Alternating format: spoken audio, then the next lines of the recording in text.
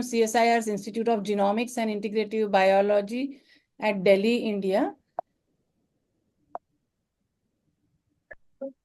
Yeah, so my presentation was outlined as per the title, that what is Ayurveda's Three Sutra framework, how it is translational medicine, how Tridosha are a common organizing principle running across Three Sutra and cross-talking with each other, how dosha-based Prakriti is a basis for inter-individual variability in health, disease susceptibility and progression, and how molecular and genomic correlates of dosha and Prakriti can provide for predictive markers discovery, and how that predictive marker in hypoxia is relevant also in disease severity,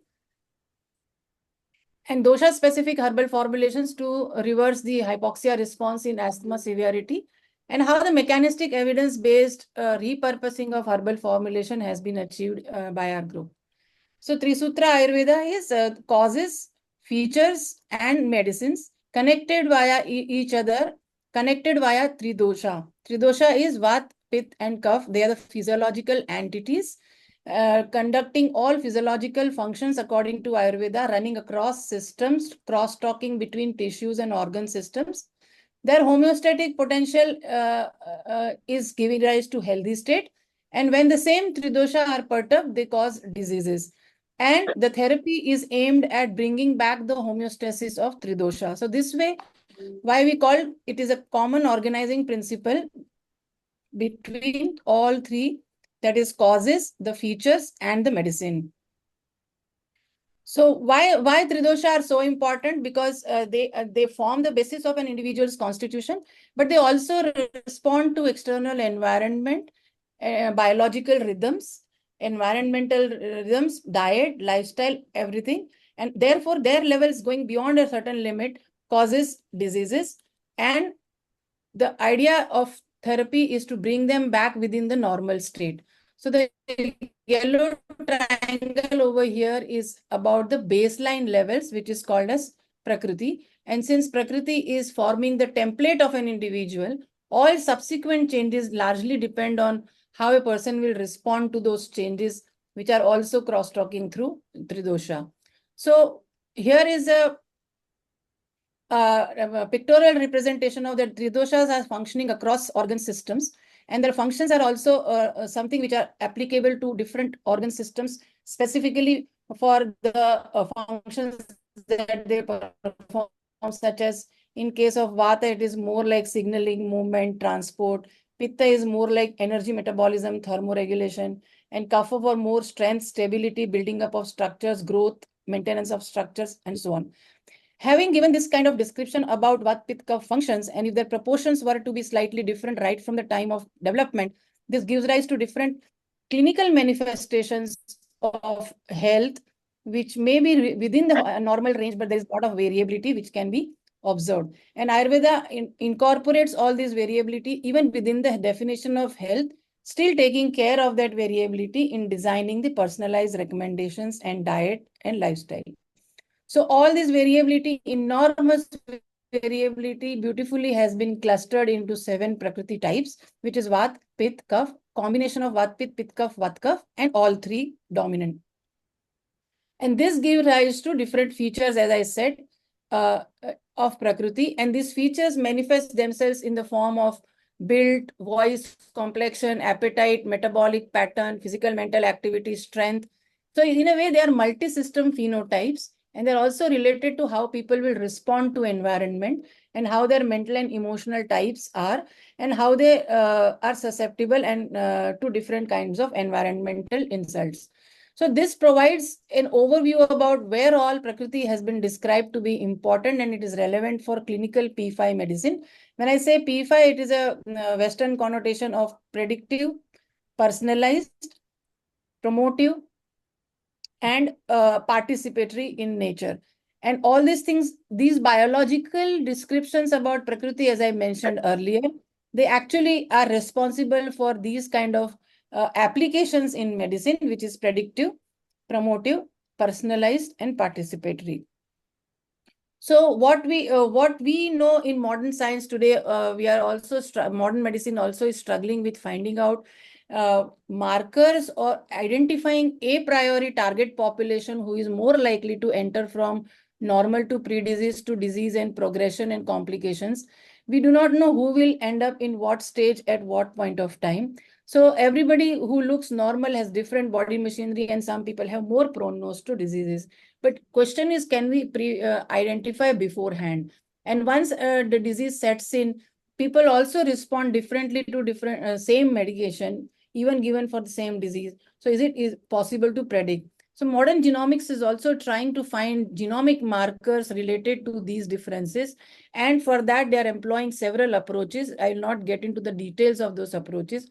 But what we at IGIB started out in 2002 was to combine these two approaches of Prakriti-specific differences at clinical phenotype level and merging them with the molecular methods of identifying molecular markers. So this is the Ayurgenomics approach that we take. And for that, we identify variability both starting from population level to individual level to internal physiological levels to molecular level. So this is the approach that we have taken in Ayurgenomics to understand multi-system phenotypic traits.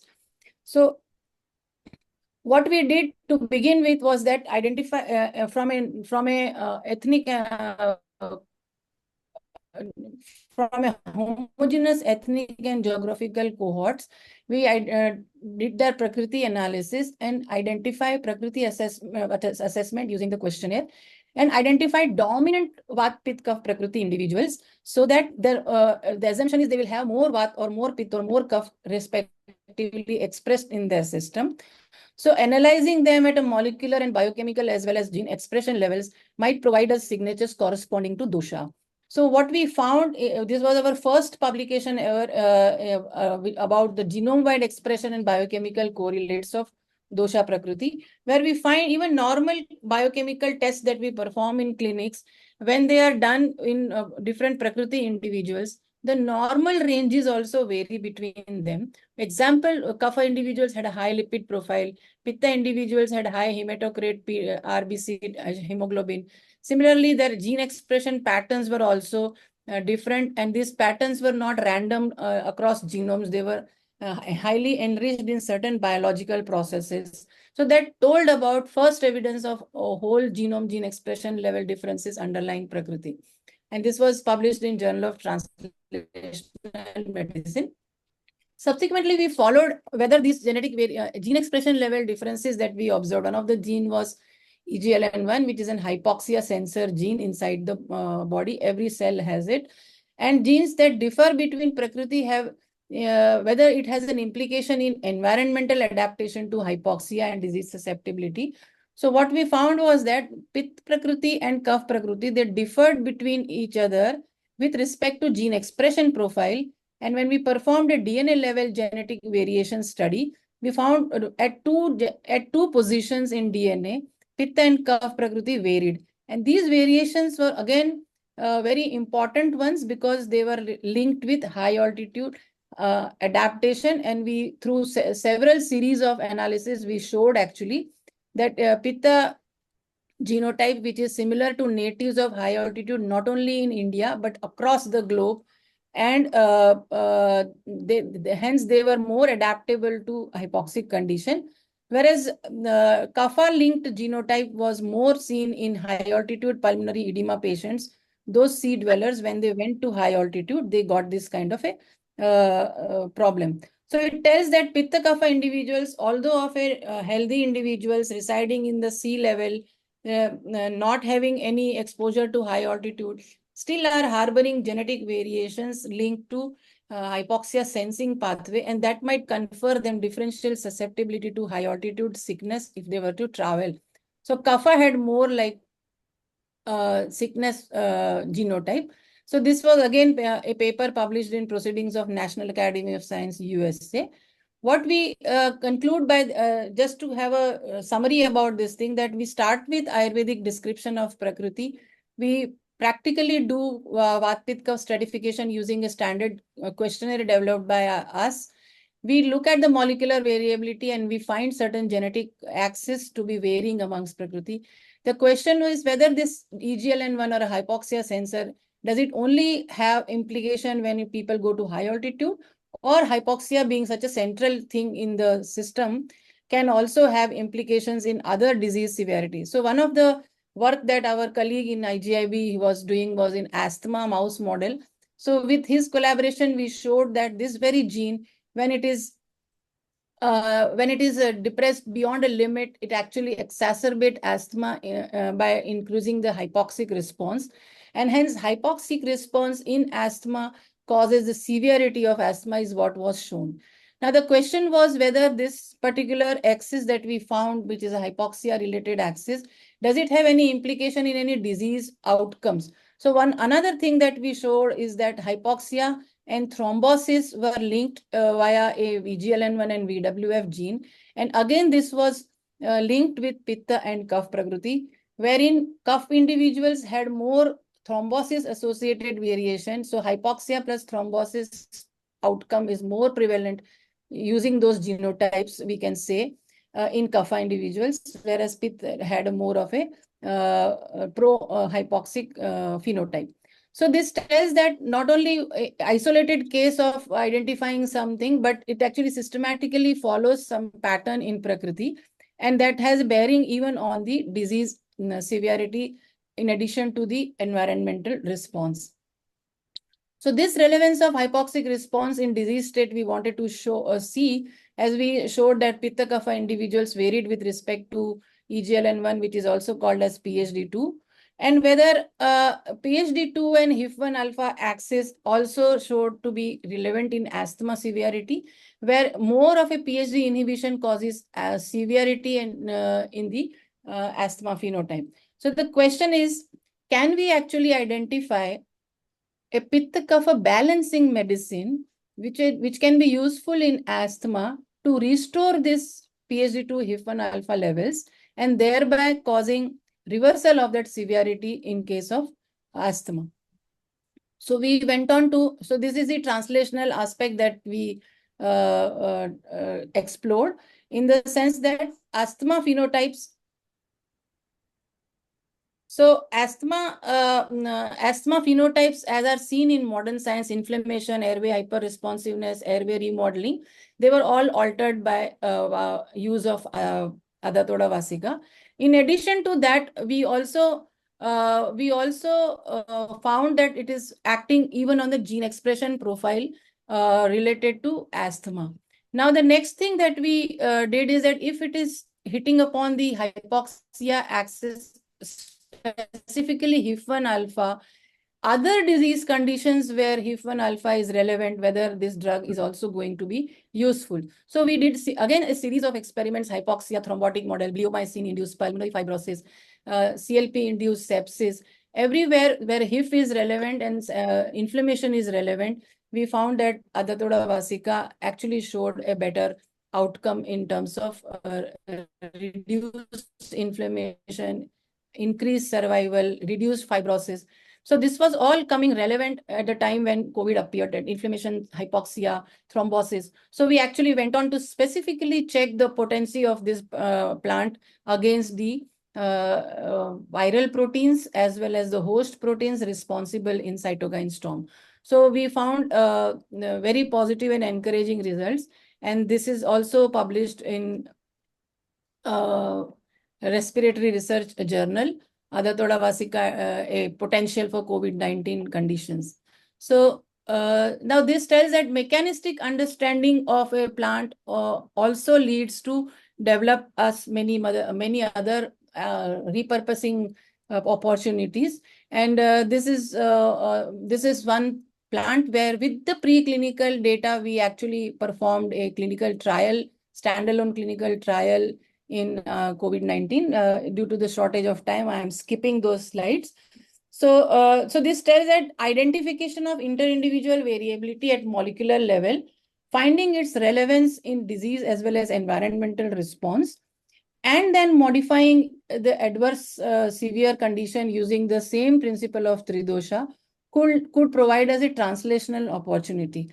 Now, going ahead, we are also performing more such analysis in more geographical and ethnic populations of India, and performing transcriptomic genome, whole genome expression, next generation sequencing based analysis.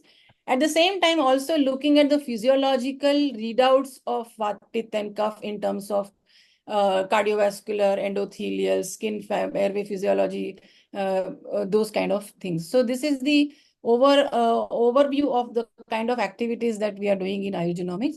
When we perform next generation sequencing based analysis of Prakriti in 2 cohorts, we found 115 such SNPs which were differing between Vat, Pitta, and Kapha, and they were exactly mapping irrespective of the difference in the cohort. And these SNPs were also very few were reported earlier in genome-wide association studies, but there are many which are not reported and they can be having potential for discovery of novel markers. Few of them I have listed over here. Again, one of them is related to blood coagulation and wound healing.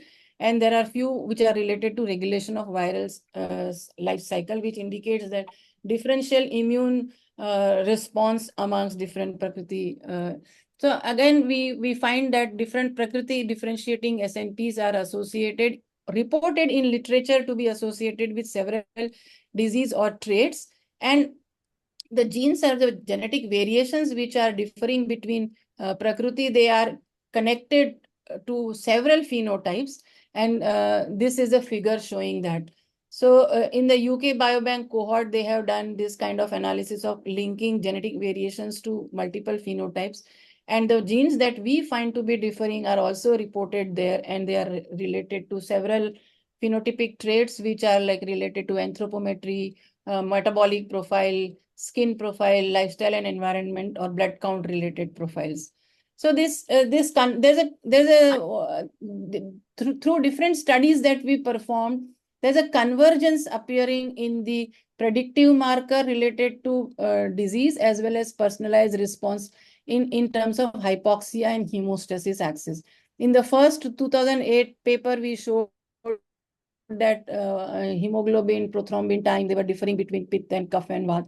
In the next paper, we showed that hypoxia varied between Pitta and Kapha. Another one, hypoxia plus thrombosis was varying between Pitta and Kapha. So thrombosis and hypoxia appeared to be differing at both biochemical as well as gene expression and genotype level.